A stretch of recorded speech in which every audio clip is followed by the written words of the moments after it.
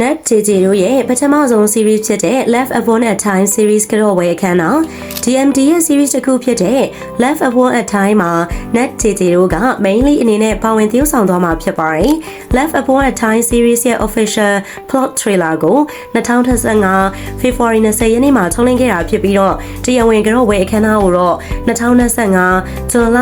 23ရက်နေ့မှာကျင်းပသွားမှာဖြစ်ပါတယ်။ Left Upon a Time series က Net နဲ့ JJ တို့ပထမဆုံးအတူတူတွဲပြီးတော့သရုပ်ဆောင်ရမယ့် series ဖြစ်လာခဲ့ပြီးတော့လာထေးနဲ့ခင်တို့ကလည်းပါဝင်သရုပ်ဆောင်သွားကြမှာဖြစ်ပါတယ်။ဇလန်ရဲ့ပုံစံလေးကတော့သမိုင်းနောက်ခံ time travel အမျိုးအစားဖြစ်ပြီးတော့နိုင်ခွန်လို့ခေါ်တဲ့အသက်20အရွယ်တက္ကသိုလ်ကျောင်းသားလေးတစ်ယောက်က